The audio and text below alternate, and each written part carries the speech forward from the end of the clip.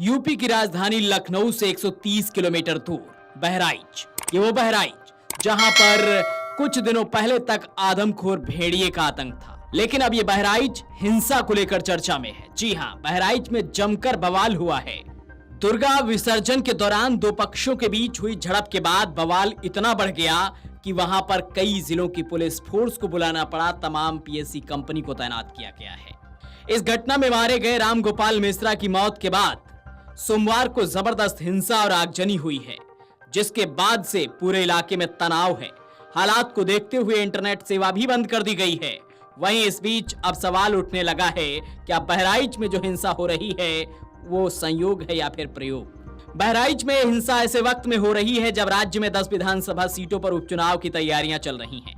माना जा रहा है निर्वाचन आयोग जल्द ही चुनाव की तारीखों का ऐलान कर सकता है।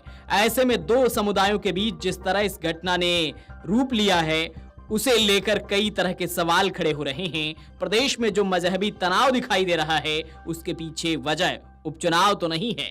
यह हम इसलिए कह रहे हैं क्योंकि सियासी बयानबाजी भी कुछ इस तरह का इशारा कर रही है। बहराइच की घटना को लेकर जमकर सियासत देखने को मिल रही है। बीजेपी प्रवक्ता सुधांशु त्रिवेदी ने भी इसे पिछले 4 महीने में किसी की ताकत बढ़ने से जोड़ा है। बीजेपी नेता ने कहा है कि बहराइच की घटना को लेकर सीएम योगी ने सख्त आदेश दिए हैं, उपद्रवियों से सख्ती से निपटा जाएगा। वहीं उन्होंने हिंसा पर सवाल उठाते हुए कहा है कि भारत को कमजोर करने की साजिश की जा रही है। हमें यह समझना होगा कि पिछले 4 महीनों में इस तरह की घटनाओं में इजाफा क्यों हुआ है। सुधांशु त्रिवेदी ने कहा है कि एक बात समझना है कि कुछ महीने से किसकी ताकत बढ़ी है। पिछले कुछ समय में जिस तरह रेलवे के खिलाफ साजिश और इस तरह की घटनाएं हो रही हैं, ये उन्हीं शक्तियों के टूल हैं। देश की जनता को सोचना चाहिए पिछले 4 महीने में इस तरह की घटना क्यों बढ़ी है, किसकी ताकत बढ़ी है। इन सभी घटनाओं को एक साथ देखना होगा।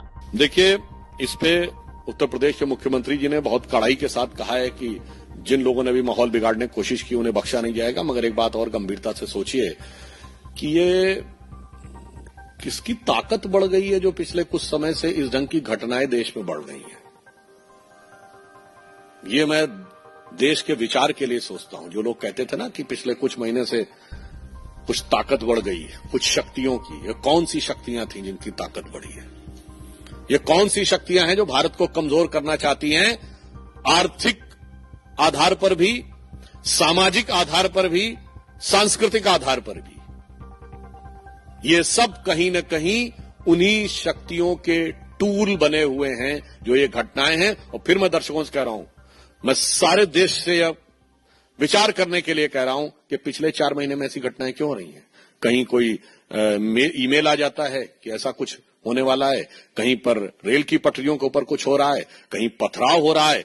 इनको अलग अलग घटनाओं के रूप में मत देखिए, इन्हें समेकित रूप में, इंटीग्रेटेड फॉर्म में देखिए, तो भारत के खिलाफ होने वाले षड्यंत्र को आप बेहतर समझ सकेंगे। वहीं समाजवादी पार्टी इस पूरे घटनाकांड को लेकर बीजेपी सरकार पर आक्रामक है। समाजवादी पार्टी ने भी इसे उपचुनाव से जोड़ा है। सपा ने आरोप लगाया है कि उपचुनाव प्रभावित करने के लिए बहराइच दंगा कराया जा रहा है। चुनाव में लाभ लेने की कोशिश करेंगे कि बटेंगे तो कटेंगे। सपा नेता वीरेंद्र सिंह ने सरकार पर निशाना साधते हुए हिंसक घटना के लिए सरकार को जिम्मेदार ठहराया है।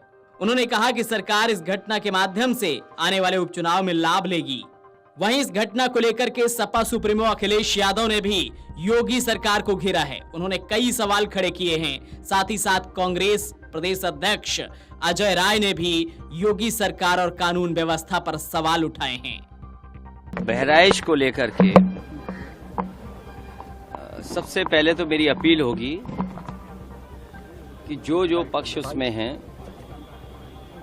सभी लोग कानून व्यवस्था बनी रहे उसी दिशा में काम करें।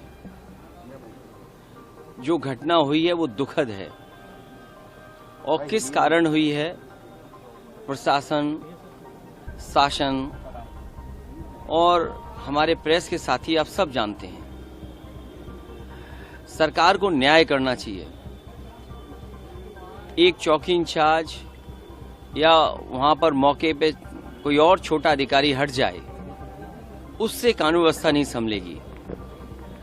जिस समय ये प्रोसेशन निकलने का काम शुरू हुआ, कम से कम प्रशासन को इस बात का ध्यान रखना चाहिए था कि जो प्रोसेशन निकल रहा है उसका रूट क्या है, रूट पे पूरी सुरक्षा है कि नहीं है, पर्याप्त पुलिस है कि नहीं है, और उसके साथ साथ उन लाउड स्पीकर्स पे क्या बजाया जा रहा है। अगर ये बात मैं कहूं तो हो सकता है सरकार कुछ और बात कहे, लेकिन कम से कम प्रशासन को यह ध्यान रखना चाहिए था कि आखिरकार क्या बजा रहे हैं, क्या किसी को अपमानित कर रहे हैं। तो ये पूरी जिम्मेदारी शासन की थी, सरकार की थी। देखिए, पूरे प्रदेश में मैं पहले से कह रहा हूं जंगल राज कायम है। वहां पर गोली चली, बनारस में 481 साल पुराने भरत मिलाप में राम भक्तों पर इस सरकार ने लाठी चलवाई। अरे बोलने से नहीं होगा ना, वो जाके खाली अपना काम कर रहे हैं। मैं समझता हूं कि उनके बस का नहीं रह गया है, उनको इस्तीफा देके मठ चले जाना चाहिए। अगर आप ये वीडियो YouTube पर देख रहे हैं तो हमारे चैनल को सब्सक्राइब कर बेल आइकन दबाएं, और Facebook पर देख रहे हैं तो हमारे पेज को लाइक करें। 8 मिलियन प्लस सब्सक्राइबर, आपके इस भरोसे के लिए बहुत धन्यवाद।